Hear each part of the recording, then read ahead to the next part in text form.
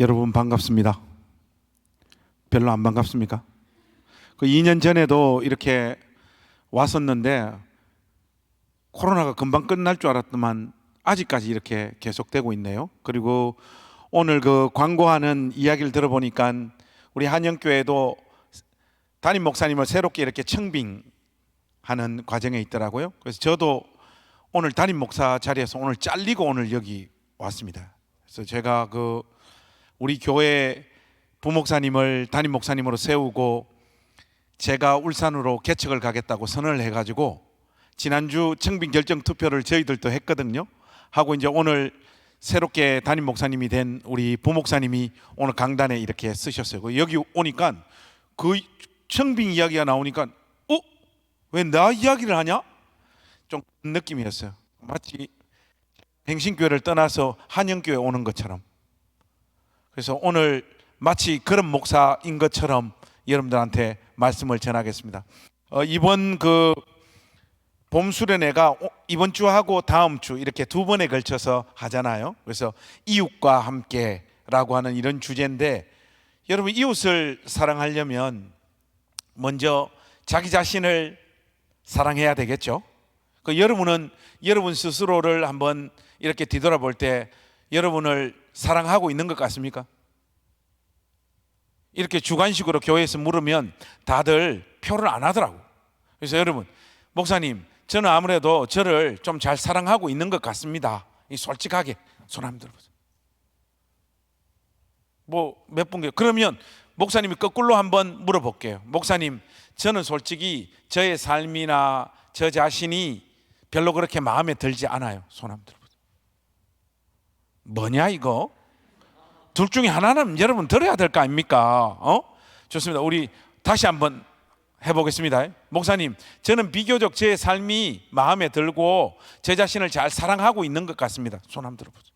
괜찮아요? 자기를 이렇게 사랑하는 공동체가 이렇게 분위기가 깔아앉아 있을 가능성이 없는데, 그럼 목사님, 저는 제 삶이 솔직히 별로 마음에 들지 않습니다. 손 한번 들어보세요.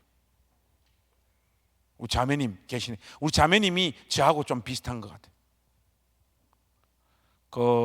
오늘 그런 문제들 가지고 여러분들하고 이 말씀을 좀 다루어 볼까 합니다. 여러분들, 오늘 이 말씀은 야곱이 죽기 전에 자기 아들 12를 불러 모아가지고 유언하는 내용이에요. 근데 형식은 야곱이 유언을 하고 있지만 사실은 하나님의 뜻과 계시가 야곱의 12 아들들에게 야곱의 유언의 형식을 담아서 선포되어지고 있는 내용입니다. 그래서 여러분, 여기 이 창세기 49장은 특별히 보면 요셉에게 한 야곱의 유언, 유명하잖아요. 너는 담장 너머로 뻗은 나무 했어 하면서 그거 여러분 복음성가로 만들어가지고 우리가 노래도 많이 부르고 그러잖아요. 근데 오늘 본문의 주인공은 요셉도 아니고 하나님의 구속의 역사를 이어갔던 유다도 아니고 오늘은 시몬과 레위입니다. 이 시몬과 레위를 향하여 야곱이 어떤 유언, 어떤 내용을 이야기하고 있는가 확인을 한번 해보십시다. 먼저 야곱은 이 두 사람의 인생을 평가하고 있어요. 여러분들 5절 말씀 한번 보십시오. 시몬과 레위는 형제요, 그들의 칼은 폭력의 도구로다. 이 시몬과 레위는 하나님 앞에서 폭력의 도구로 사용되어진 인생이다, 이렇게 평가되어집니다. 한 사람의 인생이 자기 아버지로부터 이렇게 평가받는다라고 하는 것은 대단히 불행한 이야기죠. 시몬과 레위가 왜 야곱으로부터 이런 평가를 받게 되어지는가?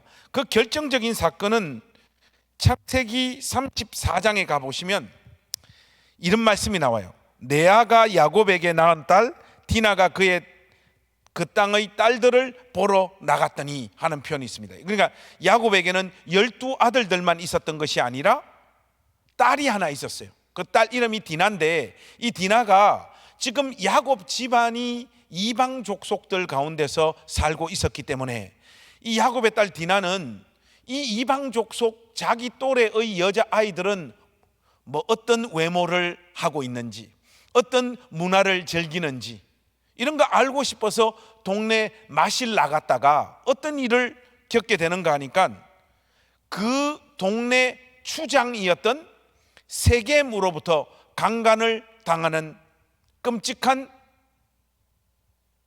경험을 하게 되어집니다. 그런데 이 야곱의 딸 디나를 강간했던 이 추장 세겜은 강간을 했지만 3절 말씀해 보니까 그 마음이 깊이 야곱의 딸 디나에게 연연하며 그 소녀를 사랑하여 그의 마음을 말로 위로하고, 이렇게 나와 있어요. 여러분, 이게 우리 시대의 문화적인 어떤 관점이나 시각으로는 도저히 수용할 수 없는 이야기지 않습니까? 자기가 강간해 놓고 말로 위로하고 있다, 이렇게 말하고 있습니다. 더 나아가서 이 추장 세겜은 자기 아버지에게 가서 뭐라고 이야기하는가 하니까, 아버지, 제가 오늘 야곱의 딸 디나와 이런 일이 있었는데 저 디나와 결혼 좀 할 수 있도록 야곱의 집에 청을 좀 넣어 주십시오, 그렇게 이야기를 합니다. 이 이야기를 그 추장 세겜의 아버지는 정말로 실행해 버리죠. 그래서 야곱을 찾아가서 야곱에게 오늘 우리 아들이 당신 딸에게 큰 실수 내지는 잘못을 한 것 같은데 기왕지사 이렇게 된 거 우리 아들과 당신 딸을 결혼시키는 것이 어떻겠습니까? 이야기하는 거예요. 여러분, 이 이야기를 처음 야곱이 들었을 때 얼마나 꼭지가 돌아버렸겠어요. 그런데 그 순간에 보니까 야곱의 12아들들이 바깥에 나가서 일을 하고 있었던 상황이었기 때문에 집에 없었어요. 성경에는 그런 명시적인 구체적인 언급을 하고 있지는 않지만 아무래도 12아들들이 집으로 돌아오기만을 기다렸던 것 같아요. 그 집으로 돌아온 다음 가족 회의가 열렸던 것 같습니다. 이 사안을 어떻게 처리할 건가? 그 12아들들과 함께 가족 회의를 열고 최종적인 결론을 어떻게 내는가 하니까 이 딸 디나를 강간한 추장 세겜에게 시집 보내기로 결정을 합니다. 그런데 그냥 시집을 보내는 것이 아니라 조건을 달죠. 조건은 어떤 조건입니까? 우리는 하나님의 언약 백성으로서 할례를 받은 하나님의 언약 백성이니까 우리 딸 디나와 결혼하기를 원한다면 세겜 족속 모든 남자들 전부 다 할례를 받고 하나님의 언약 백성이 되어라. 그러면 우리 딸 디나를 시집 보내겠다. 이렇게 야곱 집안에서 다시 역제안을 합니다. 이 이야기를 듣고 추장 세겜은 진심으로 이 야곱의 딸 디나를 사랑했었는지 자기도 할례 받았을 뿐만 아니라 부족 전체를 전부 다 할례를 받게 합니다. 그런데 이들이 할례를 받고 난 다음 3일이 흐른 그날, 오늘 본문의 주인공이라고 할 수 있는 시몬과 네이가요, 이 시간을 노리고 칼을 들고 이 세겜 족속에게로 쳐들어가서 이 부족 전체를 칼로 도륙해서 죽여버립니다. 제가 이 정도 이야기하니까 우리 교회에 한 청년이 저보고 그런 질문을 해요. 목사님, 성경은 조금 과장된 이야기를 하는 것 같습니다, 그러더라고요. 왜 그렇게 생각하니? 하니까, 목사님, 시몬과 레위 두 사람이 어떻게 한 부족, 그 사람들 수가 굉장히 많을 텐데 어떻게 부족 전체와 싸워서 그들을 도륙할 수 있습니까? 이 이야기를 해요. 왜 이런 질문을 할까요? 경험이 없어서 그래요. 여러분, 고대 사회에 그 하나님의 언약 백성들이 받았던 이 할례와 우리 시대의 문화 중에 제일 닮아 있는 게 뭡니까? 포경수술이잖아요. 근데 여러분, 보통 이 포경수술이라고 하는 것은 우리나라에서 한 목사님 나이 정도 되는 사람은 대한민국 남자들 99%가 다 이 수술을 받았어요. 보통은 엄마가 애들 어렸을 때 깐난장이 시절에 아이들 병원 데리고 가서 이 수술을 다 해줘요. 근데 우리 어머니는 먹고 사는 게 바쁘셨던지 목사님에게 이 수술을 안 해줬어요. 그 저는 이 수술을 다 해야 된다라고 하는 그런 생각도 별로 없는 채 그냥 계속해서 자랐고, 목사님이 신학대학 입학했을 때에 신학대학에서 운동장에서 축구하고 이제 공동 샤워실에서 함께 전사님들하고 같이 샤워를 하는데 목사님 몸만 이상한 거예요. 그러니까 또 이거 또 너무 또 깊이 상상하지 마시고요. 그러니까 이제 선배님들도 그렇고 내 동기들도 그렇고, 네 아직까지 수술 안 받았나? 빨리 병원 가서 수술을 하라는 거예요. 그래서 없는 돈에 돈을 빡빡 긁어 가지고 그 우리 침례신학대학 앞에 있었던 유성 의원이라고 거기 수술 받으러 갔죠. 원장님, 제가 어떻게 하다 보니까 이 포경 수술 아직까지 못 받았는데 성인이 된 지금도 이 수술 받아도 되냐 하니까 받아도 된다는 거예요. 근데 그 뭐 신학생이라 병원비가 조금 모자랐었는데 원장님 이거 좀 깎아주시면 안 되냐고 하니까 병원비는 깎아주는 게 없다는 거예요. 그래도 막 사정하고 계속해서 부탁을 하는데 그래도 병원비는 디스카운트 하는 게 없다라고 하면서 원장님이 목사님한테 그러더라고. 그때 전사였죠. 전사님, 그러면 전사님하고 똑같은 몸 상태에 있는 사람, 이 수술을 안 받은 사람, 전사님 포함해서 7명 같이 오면 한 사람당 40% 디스카운트 하겠다는 거예요. 그래서 목사님 신학교 동기들이 한 150명 정도 되거든요. 그때부터 목사님이 전도에 나섰습니다. 가서 우리 동기들한테 한 명 한 명 물어보니까 의외로 아직까지 수술 안 받은 애들이 꽤 있더라고요. 그래서 걔들을 다 찾아가지고 목사님 포함해서 7명이 그날 단체로 포경 수술을 받았어요. 우리가 그래서 수술을 받고 그 다리를 절면서 그 우리 침례신학대학 기숙사, 목회자 후보생들 함께 모여 사는 기숙사에 우리가 그냥 이렇게 올라오는데, 여러분, 목회자 후보생들이 모여 있는 곳은 사랑이 넘치고 정이 넘치고 그럴 것 같죠? 전혀 안 그래요. 생각보다도 목회자 후보생들이 모여 살고 있는 신학대학 기숙사는요, 군기가 엄청 셉니다. 특별히 우리 침례신학대학 베델관 기숙사의 군기를 보여주는 상징이 있었는데, 그 기숙사 안에 소위 우리가 지은 방인데 하나님 없는 방이라는 곳이 있어요. 여기는 누가 가냐? 선배님 말을 거역했을 때에 가는 곳. 그게 침례신학대학의 아우슈비츠, 하나님 없는 방. 그래서 뭐 선배님이 너 하나님 없는 방으로 와 이러면 그날 이제 죽는 날이에요. 목사님도 기숙사 생활을 신학대학 시절에 이렇게 하면서 하나님 없는 방에 한 2번 들어가 봤어요. 하나님이 없어요. 그 방을 나와야지 하나님이 다시 느껴집니다. 그러니까 어떤 불문율이 있느냐? 선배님 말은 거역할 수가 없는 거, 이게 불문율이에요. 그래서 제가 이제 저희들 7명이 기숙사 앞에 오니까 벌써 우리가 이 수술 받은 소문이 벌써 다 났어요. 그 기숙사 앞에 선배님이 딱 서 계시더니 저희 보고 그런 거예요. 너희들 7명 오늘 수술 받았지? 네. 하니까 너희들 7명은 내일 새벽 기도 시간에, 신학대학은 매일매일 새벽 기도를 하거든요. 앞으로 그 평생 새벽 기도 감당해야 되니까 훈련하라고. 그래서 너희들 7명 내일 새벽 기도 시간에 단체로 특송을 불러라는 거예요. 아니, 목사님이 이런 거 저런 거 기념회가 특송을 많이 해봤지만은 포경 수술 기념으로 특송을 하라니까 이게 참 힘들더라고. 그런데 여러분, 선배님 말 거역하면 어디 갑니까? 하나님 없는 방 가야 되잖아요. 그 어쩔 수 없이 우리 7명이 곡 하나 정해가지고 열심히 불렀어요. 열심히 연습을 이렇게 1시간 정도 하고 있었는데 선배님들이 나타나시더만, 야, 그 곡으로 연습하지 말고 이 곡으로 연습해 하면서 악보를 하나 탁 주시더라고요. 그 악보를 딱 보니까 공명이 똑바로 걷고 싶어요 주님. 여러분 그 복음성가 알죠? 그거 불러라는 거예요. 그래서 저희들이 그 다음날 새벽 기도 시간에 우리 7명이 그거 불렀죠.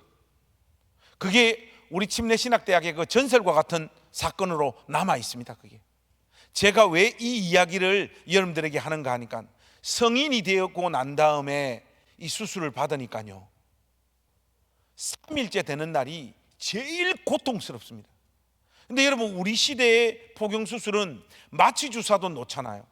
그리고 깨끗한 메스로 잘라내잖아요. 근데 여러분, 이 고대 사회 때 시몬과 레위가 살았던 이 고대 사회에 마취 주사가 어디 있습니까, 여러분?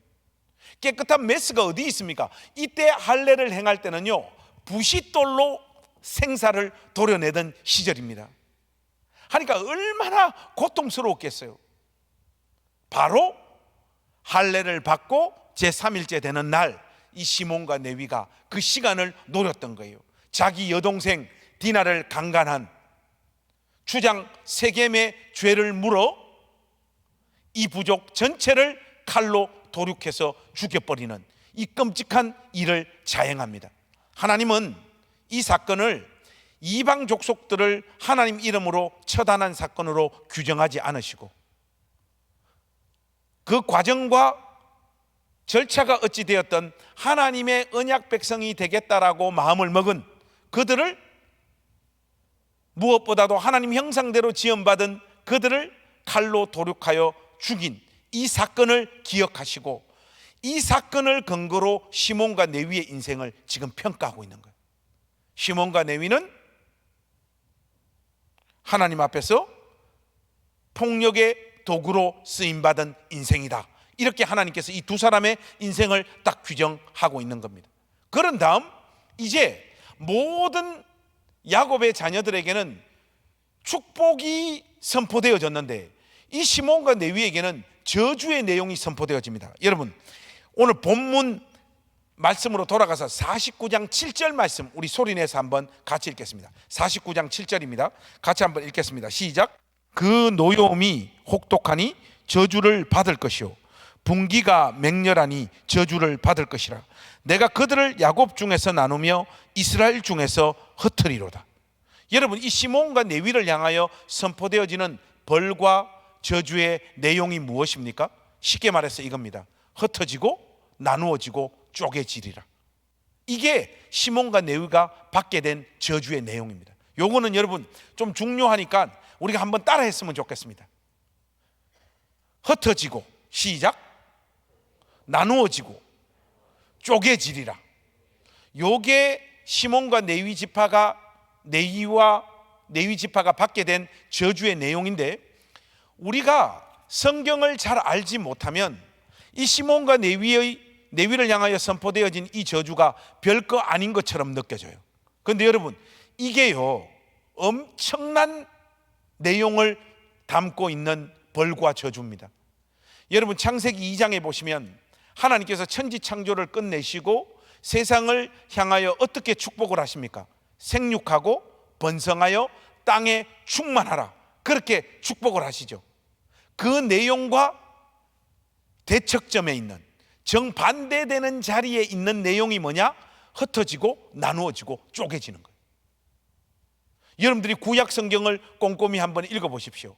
하나님 경외하고 사랑했던 자들에게 하나님께서 주시는 복이 무엇이었습니까? 생육하고 번성하여 땅에 충만케 되어지는 거예요.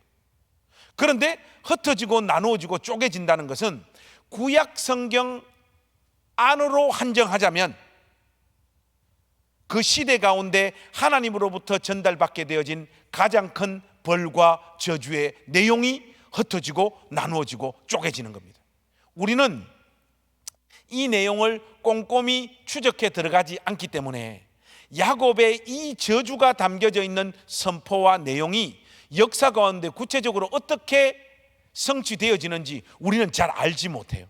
그런데 여러분, 하나하나 한번 확인해 보십시다. 먼저 시므온 지파, 여러분 민수기 1장에 가보시면 있잖아요, 20세 이상 50세 이하 전쟁에 참여할 수 있는 각 지파들의 숫자를 전부 다 조사하라고 인구 센서스를 하나님께서 명령하십니다. 그래서 각 지파별로 전쟁에 참여할 수 있는 사람들의 숫자 몇 명 쫙 나와요.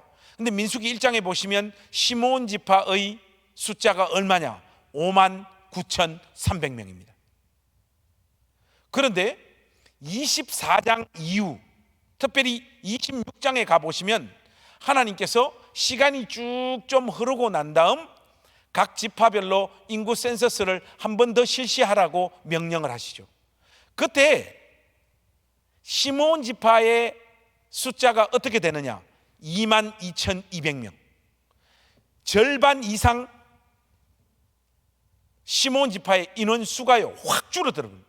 12지파 중에 절반 이상 반토막 나버린 지파는 시몬 지파밖에 없고 12지파 중에 가장 급격한 하강 곡선을 취한 지파도 시몬 지파입니다.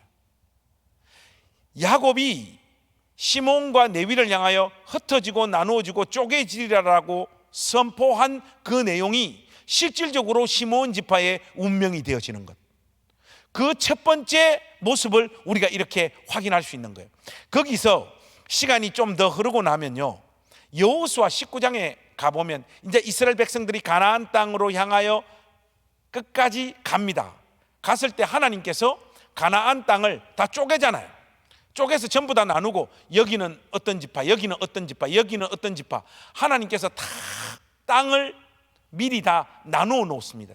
그리고 이스라엘을 향하여, 각 지파들을 향하여 믿음으로 이 가나안 땅을 정복하라, 이 가나안 정복 전쟁을 명령하세요.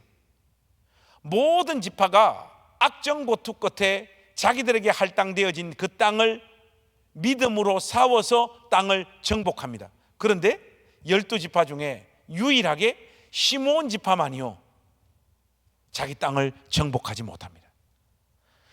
여호수아 19장에 보시면 이 시몬 지파의 운명이 어떻게 되느냐, 자기들에게 할당되어진 땅을 정복하지 못하게 되어버리니까 결국은 이 시몬 지파는요 유다 지파 속으로 흡수 통합되어져서 존재 자체가 사멸되어져 버립니다. 오늘 본문 말씀에서 말하는 흩어지고 나누어지고 쪼개진다라고 하는 이 저주의 선포가 시몬 지파의 삶의 결과가 되어버리는 이런 생생한 모습을 성경이 우리에게 여실히 보여주고 있는 장면이죠. 그런데 오늘 이 저주가 선포되어질 때 시몬 지파만 이 저주의 주인공이 아니라 레위 지파도 이 저주의 주인공이 되어지지 않습니까? 그죠? 그런데 이 레위 지파의 운명이 어떻게 되느냐, 레위 지파도요 몸부림 만부림을 쳐봐야 그들의 종국의 운명은 흩어지고 나누어지고 쪼개지는 자리에 설 수밖에 없습니다. 이 운명을 돌이킬 수 있는 방법은 없어요. 그런데 이 레위 지파에게 아주 재미나는 일이 하나 발생되어지는데 이 부분을 우리가 좀 자세하게 살펴봐야 됩니다. 여러분 성경을 좀 같이 한번 열었으면 좋겠는데 출애굽기 32장으로 한번 가보시죠. 출애굽기 32장, 여러분 몇 절 말씀 보시는가 하면 27절 말씀 한번 보십시오. 출애굽기 32장 27절 말씀. 여러분 27절 말씀 보이십니까? 27절 우리 한번 같이 읽겠습니다. 시작. 모세가 그들에게 이르되 이스라엘의 하나님 여호와께서 이렇게 말씀하시되 너희는 각각 허리에 칼을 차고 진 이문에서 저 문까지 왕래하며 각 사람이 그 형제를, 각 사람이 자기의 친구를, 각 사람이 자기의 이웃을 죽이라 하셨느니라. 여러분 여기에 보면 이 끔찍한 일이 벌어집니다. 쉽게 말해서 이스라엘 백성들이 출애굽에서 가나안 땅까지 들어가는 과정 속에서 그들의 공동체 가운데 있었던 가장 큰 비극의 사건이 금방 우리가 읽은 이 말씀이에요. 여러분 이 말씀의 배경이 어떻게 되는가 하니까 모세가 산에 기도하러 올라갑니다. 안 내려옵니다. 하니까 이거 막 백성들이 막 요동하기 시작을 하는 거예요. 그리고 그들을 모세와 함께 같이 이끌었던 아론의 마음도 백성들의 그 불안함과 같이 미혹되어져서 아론이 이 백성들을 달래기 위해 가지고 어떤 카드를 뽑아듭니까? 금송아지를 세워놓고 백성들에게 이렇게 이야기합니다. 우리를 가나안 땅으로 인도할 여호와 하나님이라. 이 금송아지를 향하여 예배해라. 이렇게 이야기를 하는 거예요. 여러분 여기서 재미나는 게 있어요. 우리는 흔히 우상이라고 하면 다른 신을 믿는 것, 이걸 우리가 우상이라고 생각을 해요. 그 예를 들면 뭐 불교를 믿는 것, 이슬람교를 믿는 것, 다른 인격적인 어떤 신을 믿는 게 우리가 우상 숭배라고 해요. 그런데 여러분 오늘 성경이 말하고 있는 게 재밌죠. 지금 아론은 금송아지를 향해서 우리를 가나안 땅으로 인도할 여호와 하나님이라고 말하고 있잖아요. 다른 신을 지금 섬기라고 하는 게 아니에요. 여러분, 성경에서 말하는 우상을요, 엄밀히 정의를 하자면 이런 뜻입니다. 자기 머리에서 자기가 나름 상상하고 만든 신. 하나님께서 자기 자신이 누구신지 우리 가운데 알려주시고 계시해 주신 그 하나님을 믿고 섬기는 것이 아니라, 인간들은 전부 다 욕망의 화신이잖아요. 그 자기 나름의 하나님을 만들어 둡니다. 나 공무원 시험 붙여주시는 하나님, 내 이번에 연애하는 거 성공케 하시는 하나님, 공무원 시험에 합격시켜 주시는 하나님, 자기 나름대로의 하나님을 머릿속에 다 그려놔요. 그런 게 다 우상입니다. 하나님을 자기 식대로 믿는 거. 이렇게 백성들 전체가 지금 우상 숭배의 자리에 빠져듭니다. 그런데 여러분, 그 위에 6절 말씀 한번 보시겠습니까? 32장 6절. 거기에 보면 이들이 금송아지를 향하여 예배하는 모습들을 자세하게 묘사되어져 있는데, 6절 말씀 또 여러분 우리 한 목소리로 한번 같이 읽겠습니다. 시작. 이튿날에 그들이 일찍이 일어나 번제를 드리며 화목제를 드리고 백성이 앉아서 먹고 마시며 일어나서 뛰놀더라. 여러분, 그 말씀 후반절에 이렇게 보면 동사가 계속해서 지금 나오고 있죠. 앉아서 먹고 마시며 일어나서 뛰놀더라. 지금 금송아지 앞에서 그들이 하고 있는 모습이에요. 그런데 여기 거의 모든 동사들이 히브리어와 1대1로 대응을 시키면 그대로의 의미예요.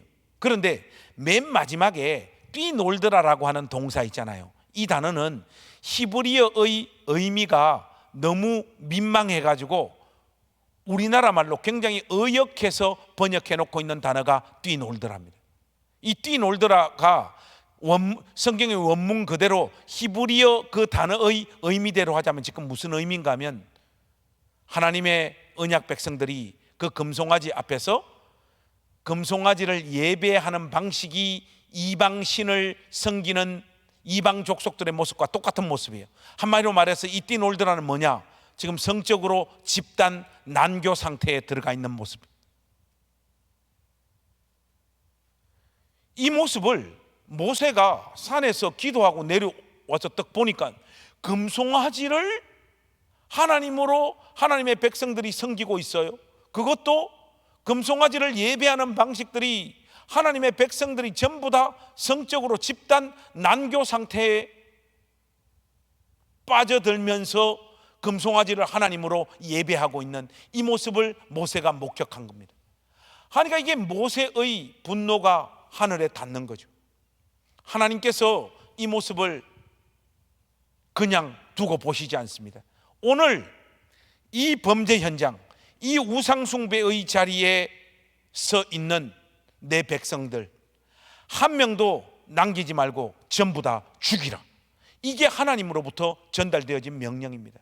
근데 여러분, 이날 이 범죄 현장에 가담해서 죽은 사람들의 숫자가 약 3,000명 정도 된다고 성경이 말하고 있습니다. 그런데 이날 이 범죄 현장에 가담해서 죽은 사람들을 성경이 희미하게나마 우리에게 그 명단을 소개해 주고 있는데, 그게 조금 전에 저와 여러분이 읽었던 27절 말씀이잖아요. 거기에 한번 돌아가 봅시다. 거기 보면 27절 말씀에 보니까 너희는 각각 허리에 칼을 차고 진 이문에서 저 문까지 왕래하며 각 사람이 누구를요? 그 형제를, 그죠? 그 다음 또 한번 보세요. 각 사람이 이번에는 누구를요? 친구를. 그리고 각 사람이 이번에는 누구요? 이웃을 죽이라고 한. 이 범죄 현장에 지금 참여한 형제, 친구, 이웃을 전부 다 죽이라는 거예요. 여러분, 29절로 한번 와보세요.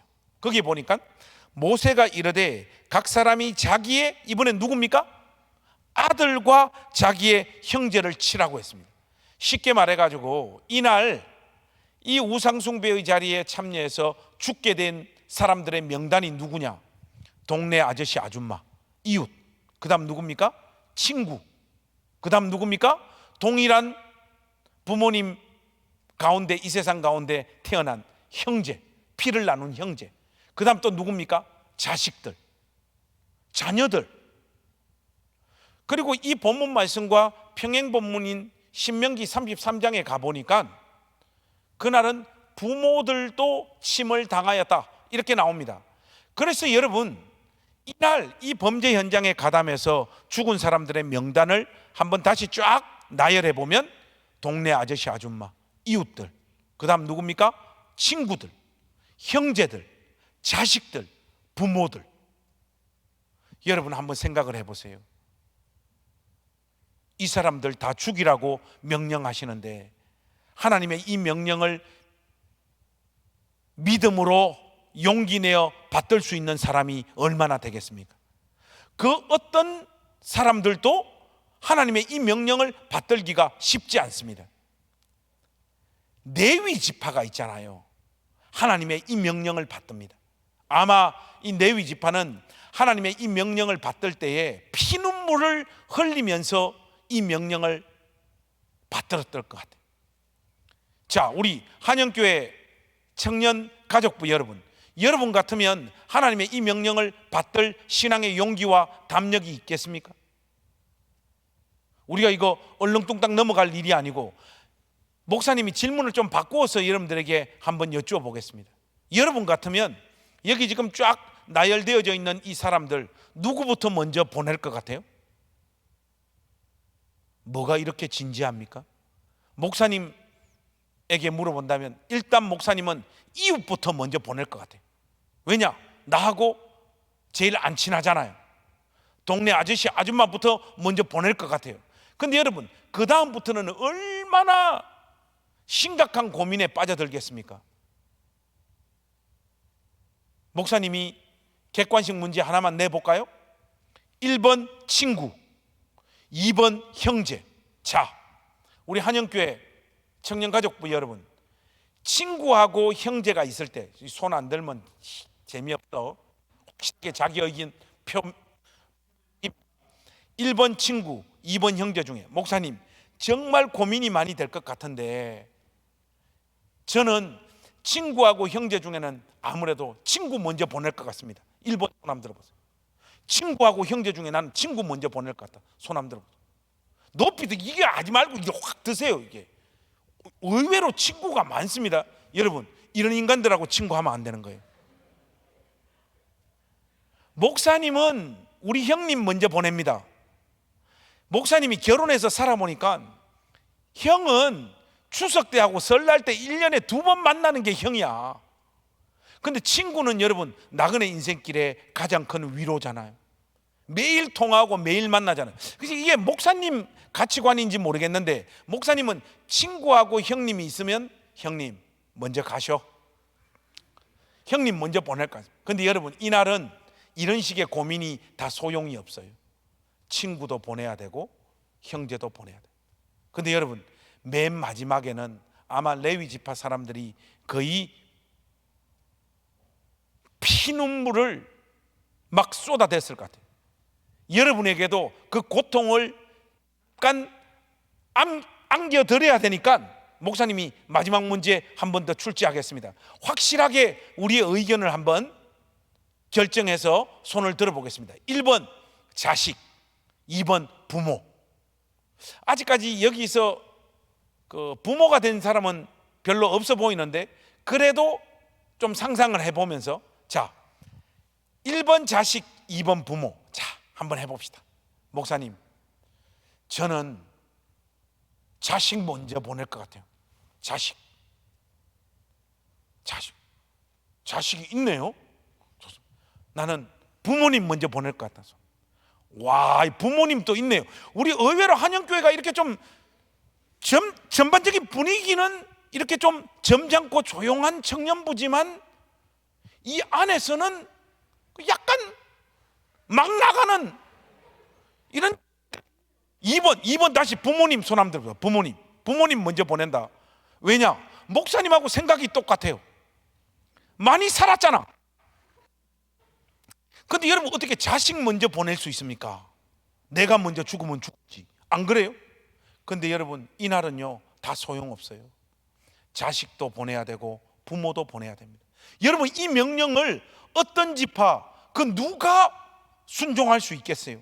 근데 레위 지파가요, 각각 허리에 칼을 차고 이 우상숭배의 자리에 자기의 몸을 던졌던 하나님의 언약 백성들을 이웃, 친구, 형제, 자녀, 부모들까지 모조리 전부 다 죽이는 이 일을 감당합니다. 하나님은 이 사건을 어떻게 규정하시고 레위 지파의 이 행동을 어떻게 평가하시는가 하면요, 여러분 29절 우리 소리내서 한번 같이 읽겠습니다. 29절이 참 중요합니다. 같이 한번 읽겠습니다. 시작. 모세가 이르되 각 사람이 자기의 아들과 자기의 형제를 쳤으니 오늘 여호와께 헌신하게 되었느니라. 그가 오늘 너희에게 복을 내리시리라. 하나님은 레위 지파의 이 수고를 기억을 하시고 레위 지파에게 하나님 자신에게 헌신한 사건으로 이 사건을 규정하시고 레위 지파에게 뭐를 내리시겠다고요? 복을 내리시겠다. 여기에서 여러분 오늘 설교가 어려워집니다. 지금까지도 근근히 설교를 따라오신 분들은 지금부터는 자도 돼. 왜냐? 지금까지 근근히 따라오신 분들은 지금부터 들으면 다 원래 자게 돼 있어. 마음 편하게 포기를 하세요. 자, 지금부터 설교가 복잡해지는데 잘 따라오셔야 됩니다. 창세기 49장에 있는 것이 오늘 본문이었어요. 그죠? 거기 보면 레위 지파는 하나님으로부터 뭘 받는다? 흩어지고 나누어지고 쪼개지는 저주의 주인공이 되는 거예요. 시므온 지파하고 똑같이. 그런데 오늘 이 헌신으로 말미암아 레위 지파는 하나님으로부터 뭘 받아요? 복을 받아요. 쉽게 말해서 레위 지파는 하나님으로부터 복도 받아야 되고 저주도 받아야 돼요. 근데 여러분 구약 성경을 꼼꼼히 한번 읽어보십시오. 하나님 말씀대로 살아서 생육하고 번성하여 충만케 되어지는 이 복의 주인공들이 있고, 하나님의 말씀에서 떠나서 하나님의 벌과 저주를 받는 개인과 지파가 있으면 있었지, 복도 받고 저주도 받는 이런 지파는 없어요. 쉽게 말해서 두 운명을 동시에 다 떠안아야 되는 이런 개인과 지파는 없단 말이에요. 그래서 우리가 하나님으로부터 복도 받고 저주도 받는 이 현실이 도대체 뭐냐 이렇게 물어보면 거기에 대해서 분명하고 선명하게 말할 수 있는 사람이 별로 없습니다. 그런데 여러분 여기에 대한 답이요 어디에 나와 있는가 하면 신명기 33장에 나와 있습니다. 한번 넘어가 봅시다. 신명기 33장 10절 말씀 한번 보세요. 10절 말씀. 자, 그걸 여러분 중요하니까 오늘 여러분들하고 성경 찾는 마지막 구절인데 33장 10절 여러분들 좀 틱을 해놓으시고요. 요 내용이 뭐냐 목사님을 한번 보세요. 요 내용은 레위 지파가 조금 전에 하나님 앞에서 감당했던 그 헌신으로 말미암아 받게 된 복의 내용입니다. 복의 내용. 자, 복의 내용이 뭐냐 한번 우리 같이 한번 10절 같이 한번 읽겠습니다. 시작.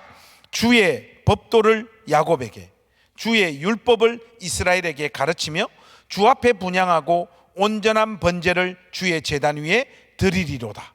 여러분 이 내용을 보면 레위 지파가 지금 받게 된 복의 내용이 뭔가 하면 다른 지파들에게 하나님 말씀을 가르치고 동시에 짐승을 잡아서 제사 드려가 구약 성경 안에서 하나님의 백성들이 하나님과 교제할 수 있는 유일한 길이었던 짐승을 잡아 제사를 드려 하나님 앞으로 나아갈 수 있는 그 길을 열어 제치는 이 일을 감당하는 것. 쉽게 말해서 두 가지죠.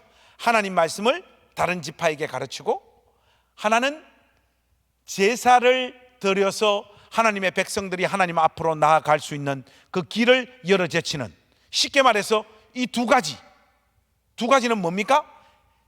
이스라엘 12지파 중에 제사장 지파로 지금 레위 지파가 부름받고 있는 장면이에요.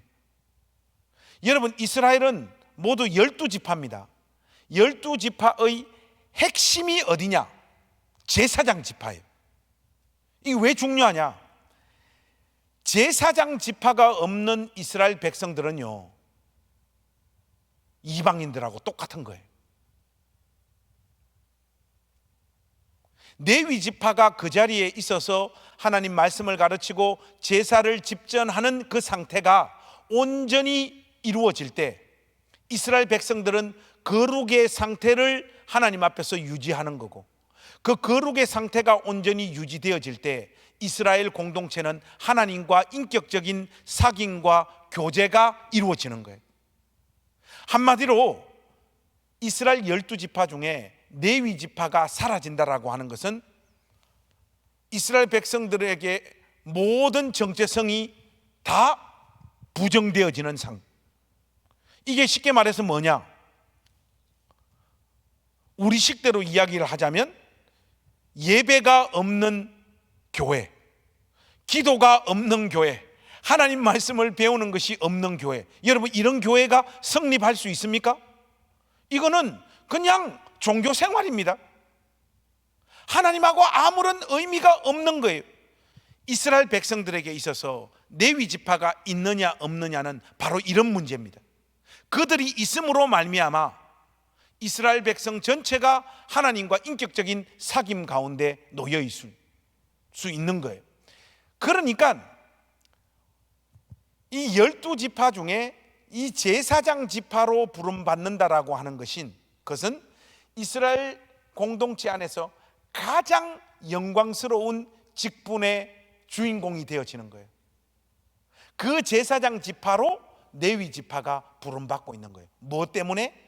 조금 전에 하나님 앞에서 감당했던 그 헌신 때문에. 그런데 여러분, 여기에서 여러분들이 마지막까지 집요하게 물어야 되는 질문이 남아있죠. 그게 뭡니까? 목사님, 그거는 레위 지파가 하나님으로부터 받게 된 복의 내용이고 저주는 어떻게 되었습니까? 여러분, 이 질문에 대한 답을 여러분들이 마지막까지 묻고 얻어야 되죠. 여러분 잘 들으세요.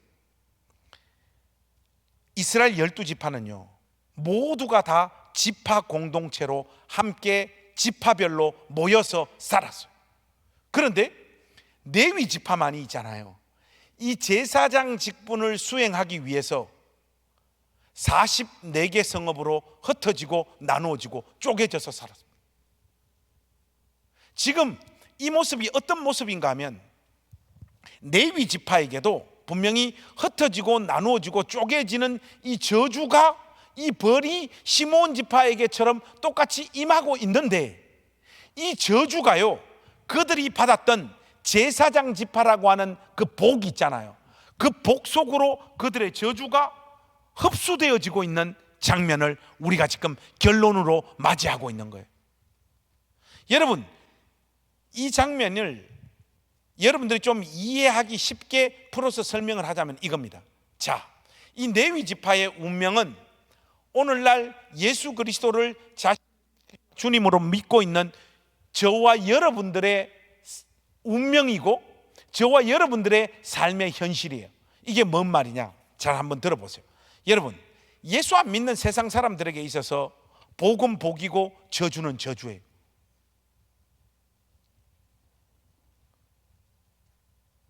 세상 살면서 세상 사람들도 요새 왜 이래 돈이 덤비노?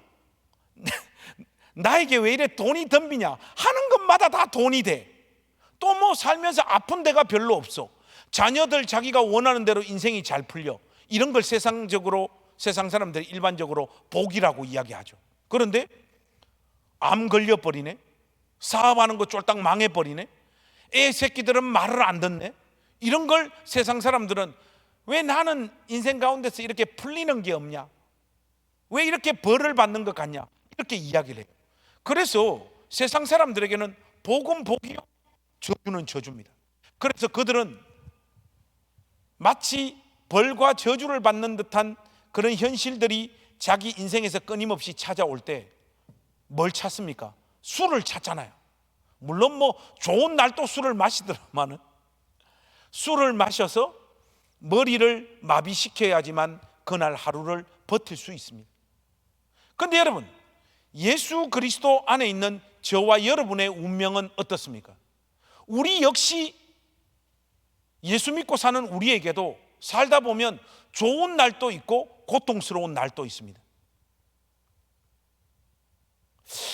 목사님이 보통 이렇게 설교를 하러 가다 보면 강남이나 이 어떤 뭐 영등포, 뭐 여의도 이쪽에 있는 예수 믿는 신자들은 하는 것마다 보통 다 잘 되는 것 같아요. 그런데 우리 시대의 청춘들, 여러분들이 살아가는 여러분들의 삶의 현실은 좀 어떻습니까? 분명히 여러분들 중에도 인생이 비교적 순탄하게 이렇게 잘 풀리는 사람들이 있는 반면 뭘 해도 안 되는 인생들이 있습니다. 그런데 희한한 운명인 게 여러분들이 예수님 안에 있습니다. 예수님 안에서 어떤 놈은 잘 되고 어떤 놈은 잘 되지 않아요. 그런데 예수님을 자기의 구세주와 주님으로 믿는다라고 하는 이 고백은 무엇이냐? 마치 레위 지파의 운명과 똑같습니다. 세상은 복은 복이요 저주는 저주인데 예수 믿는 우리의 운명은 복도 복이요 저주도 복이요. 하나님이 여러분 인생을 그렇게 다루시고 만들어내십니다.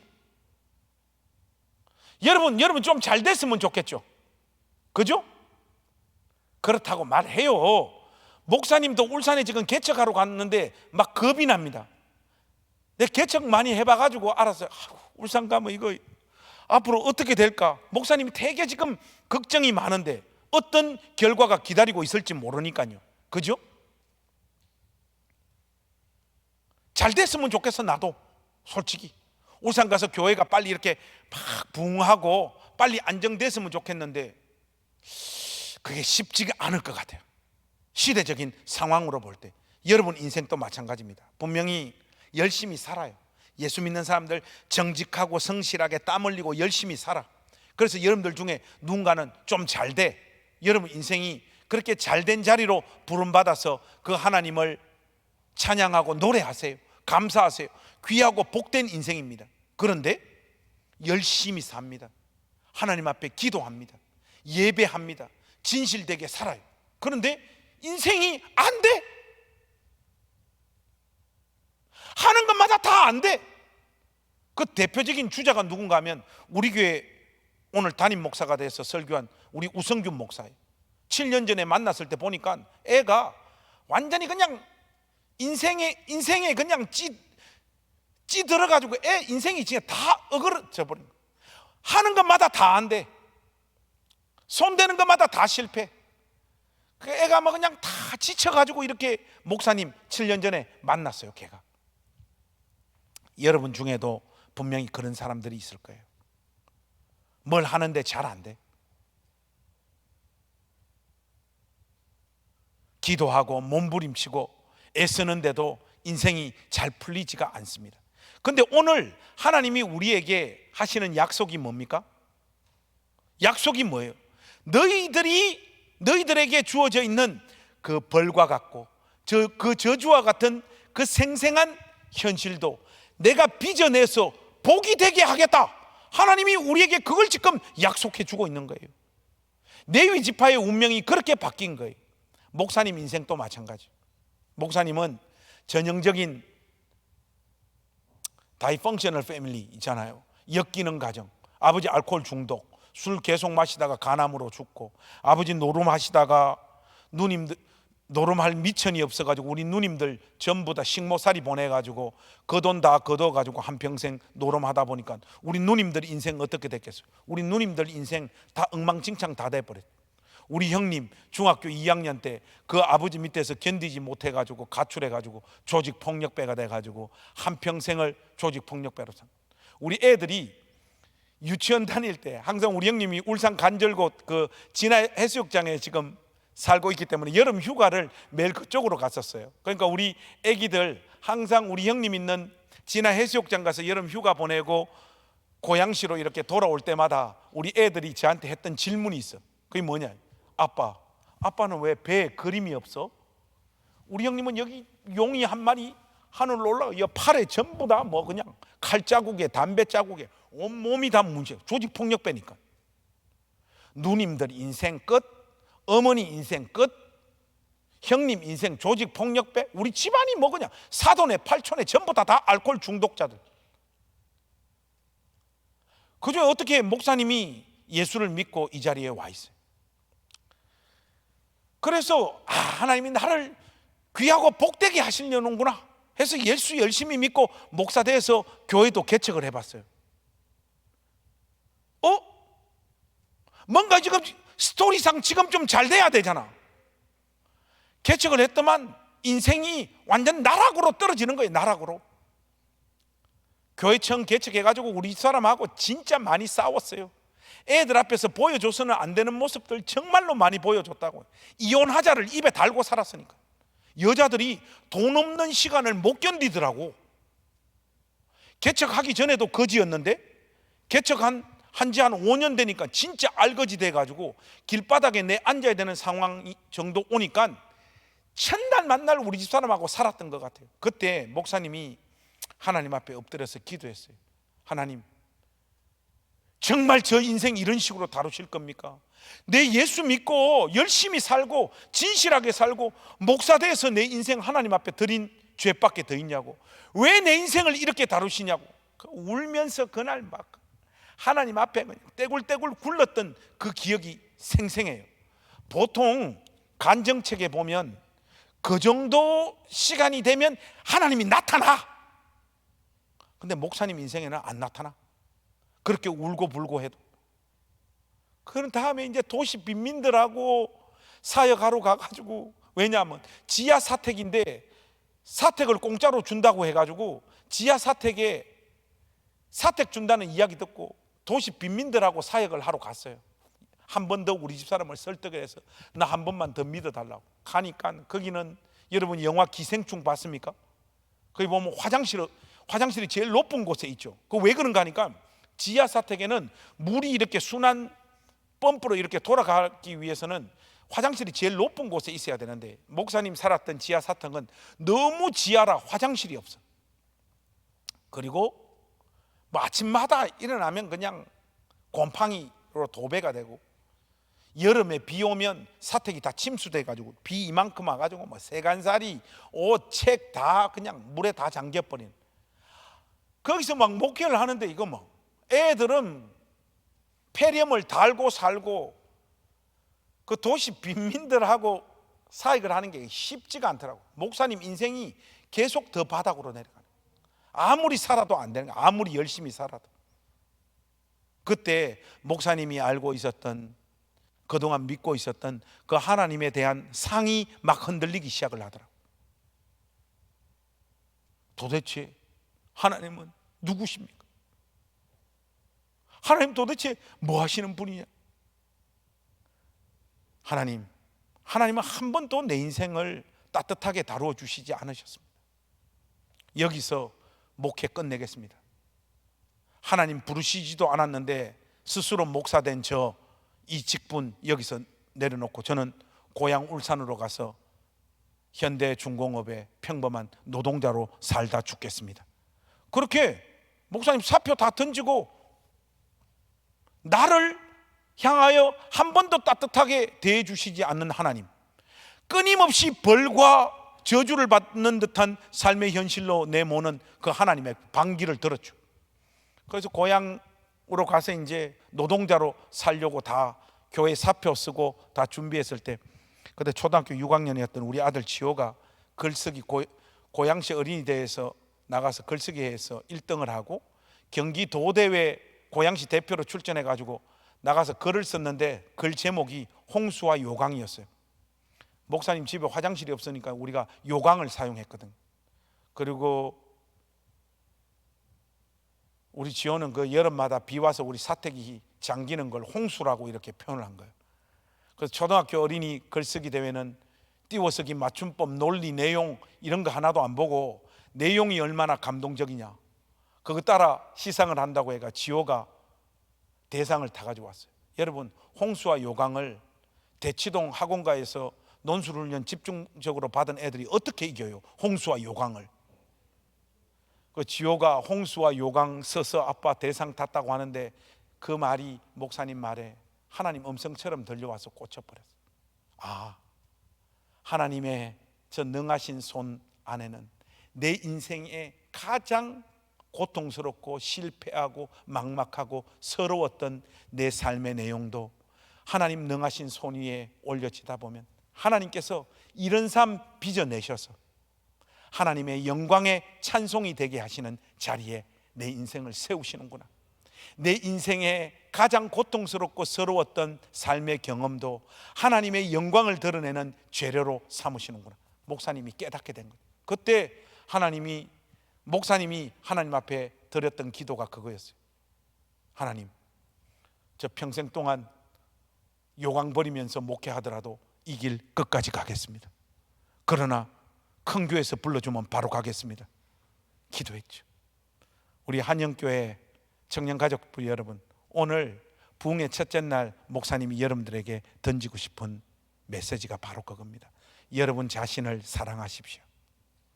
특별히 여러분 자신을 사랑할 때 이래도 안 되고 저래도 안 되고 기도해도 안 되고 예수님 진실하게 믿어도 끊임없이 여러분들의 삶의 자리가 실패와 눈물과 한숨 흘리는 자리로 내몰린다고 할지라도 하나님께서 그 삶 복되게 하십니다. 레위 지파의 저주를 레위 지파의 복속으로 편입시켜서 저주도 하나님의 영광을 드러내는 재료로 삼으신 하나님께서 여러분 인생도 그렇게 빚어내신다는 것. 그러니까 공무원 시험 떨어지면 또 치면 되는 거예요. 연애 실패하면 딴 놈 만나면 되는 거예요.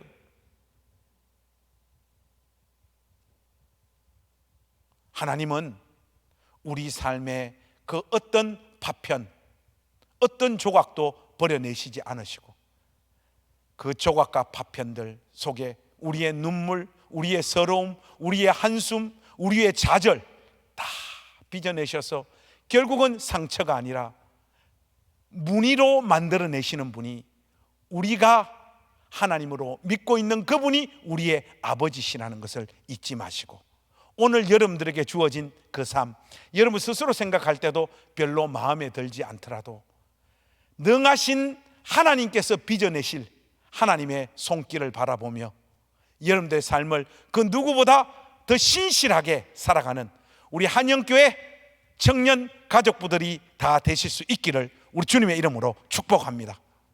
기도하겠습니다.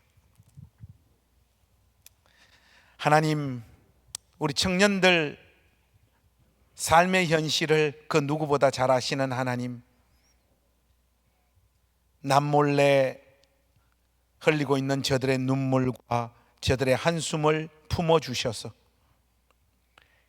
그들의 눈물과 한숨 또한 하나님의 영광을 드러내는 재료로 삼으시겠다라고 우리 청년들의 마음 깊숙이 이 사실을 새겨주시고 속삭여주셔서 오늘도 아픔과 남몰래 흘리는 눈물 속에 자기의 인생의 시간을 통과하고 있는 우리 한영교회 모든 가족들이 오늘 이 하나님 말씀 가운데 힘을 얻고 그 깜깜하고 막막한 시간조차 복되게 하실 하나님을 바라보며 신실하게 자기의 길을 걸어가겠다라고 다짐할 수 있도록 하나님 한 사람 한 사람 다 품어주시고 안아주시고 복 주시옵소서. 그리고 이들의 인생을 통하여 하나님 가장 큰 영광을 받아 주시옵소서. 우리 구주 예수 그리스도의 이름으로 간절히 기도하옵나이다. 아멘.